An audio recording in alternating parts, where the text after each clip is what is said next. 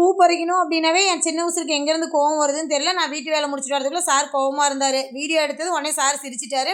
நானும் அதுக்கப்புறம் colour rose இருந்ததுன்னு அதை பறித்து எடுத்துகிட்டு வீட்டுக்கு வந்துட்டு வீடு வேலையெல்லாம் முடிச்சிட்டு இருந்தேன். வினேஷ் வந்து 2 ஜீவன்களை கொண்டுட்டு வந்து ஏர் பழக்கிறேன் அப்படின்ற பேரில் வந்து இவன் மாட்டை ஓட்டுறானா மாடு எவனை ஓட்டுதான்னு தெரியல. அந்த 2 கண்ணுக்குட்டிக்கும் ஏரோட்டை கற்றுக் கொடுக்குறன்ற பேரில் ஏதோ பண்ணிகிட்டு இருந்தான்.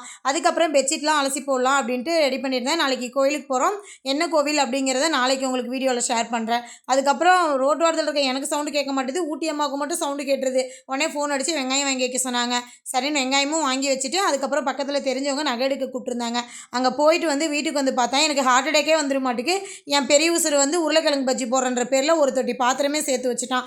அதுக்கப்புறம் அந்த பாத்திரத்தெல்லாம் தேய்ச்சி கழுவி வச்சுட்டு அதுக்கப்புறம் என்னடா சமைக்கிறது அப்படின்னு கேட்டால் எனக்கு வெஜிடபிள் பிரியாணி தான் வேணும்ட்டான். இந்த டயர்டாக இருக்குன்னதுக்கு அதெல்லாம் இல்லை, எனக்கு வெஜிடபிள் பிரியாணி வேணும்னால வெஜிடபிள் பிரியாணி செஞ்சு முடிச்சிட்டேன். இந்த வீடியோ உங்களுக்கு பிடிச்சிருந்துச்சி அப்படின்னா நம்மளோட சேனலை சப்ஸ்கிரைப் பண்ணி வச்சுக்கோங்க. ஓகே, பாய்.